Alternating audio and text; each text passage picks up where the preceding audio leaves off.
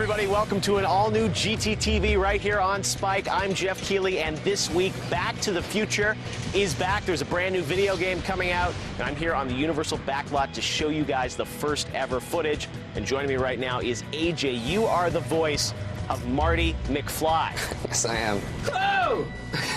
When you stepped into this role as Marty McFly, what did they tell you about the game? Because this is not, play through the movies. It's a new adventure, right? Yeah. All I'm allowed to say, really, is that it takes place after the other three. Okay. And that's really all I know. Is my context is kind of funny. They'll be like, all right, now you need to put that chicken in that screwdriver. And I'll be like, all right, so I need to say that. It's very bizarre. It's a very bizarre way to do something, but... it's like one of those old adventure games where you're kind of putting items together and working with Doc. Yeah, exactly. As Marty. Doc, you gotta listen to me. The bruise on your head, I know how that happened. You told me the whole story. You are obviously traveling through time. Where are you going to go? Do you know?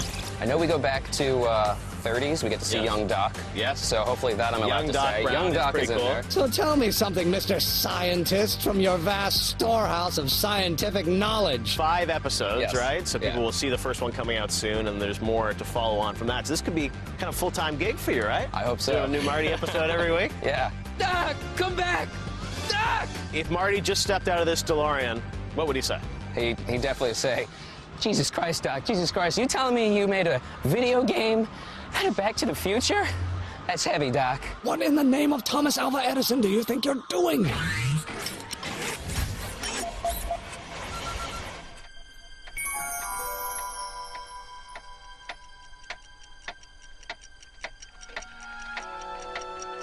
I'm telling you, this sale is a joke. Doc's only been gone for a few months, and I happen to know... Well, you know him better than I do, son. But the bank is within its rights to sell off his stuff. Doc, where are you? As you are well aware, time travel is an inherently risky activity. There's always a possibility that I could land in trouble sometime. You come to my rescue in the past, or was it the future? Anyway, when you get there, I'm sure you'll figure out what to do. Good luck.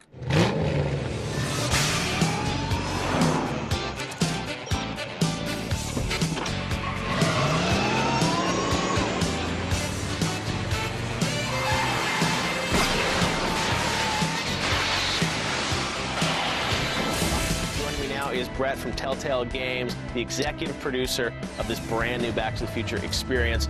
So Brett, first question I think the fans want to know, what can we expect from this game? Well, a brand new adventure, for one. We're telling a brand new story. We've been working with Bob Gale and Universal guys to try to craft the next sort of story, if you will, almost like a Back to the Future 4. First, we were thinking about maybe we go to the 60s. That would be interesting. Bob said, one of the ideas we were kicking around when we were thinking about doing a 4th movie was, what if you did sort of Prohibition era? And so we got thinking about that, and we said, well, what kind of fun can we have in the Prohibition? Who would be the key players there? And more importantly, what family members from the McFlys and from the Tannins and Browns, what would they be doing in this time era? I'll keep an eye out for your grandfather. You're going to meet Doc Brown's parents, but you're also going to meet a younger version of Doc Brown. And the interesting dynamics there is Marty can now relate to a younger version of Doc Brown, but of course now Marty, in some ways, is more knowledgeable about some things than Doc Brown is. And So is Doc heading back in time with Marty too, or it's just Marty by himself? Doc is actually stranded back in time. So you're going there to help the older version of Doc, and in doing so, you have to meet the younger version of him and get him. All these tough things to keep track of in the Back to the Future It's world, a web of interdependencies and inter-characters. It starts in the present day, and then immediately Marty's going back to the 30s? No, you're starting in 1986. Okay. And Marty is feeling really sad that Doc Brown, his best friend, is gone. Right. And he's been gone for a while. He's living his life again. He's doing well. His parents are great. He's got a girlfriend. Things are good, but something in his life is missing. And just about the time that he's feeling really sad, he gets a message from Doc saying, help me out. Hey guys, we're back on GTTV this week talking about Back to the Future, the video game, and now I'm joined by Bob Gale, who's the co-writer, co-producer, and co-creator of the Back to the Future franchise. Bob, is this an official Back to the Future video game? It is official. It is the real thing. It is going to be awesome. There have been a lot of Back to the Future games through the years. That have all sucked eggs. So what's up with that? The problem is that the game people that would do it back then, they would say, well, you're a Hollywood guy. You don't know anything about games. I'm going, dude, I've been playing games since the original Pong came out. You know, I bought every game system that there was. Well, you still don't know anything about it. And then I'd say, well, this isn't very good. They said, well, it's too late to change it. Now, when you think about this, obviously we're going back to the past. Do you like the idea of exploring the future at all? You know, the past is a little bit more fun. And everybody's curious about where did these characters come from? You got to do a little in the future because people loved all the predictions you made and, too, about where the world was going to be. We'll see about that. We're not doing that in the first game, but if we're successful and people want to see, you know, Back to the Future 2058, well, we'll have to figure about that.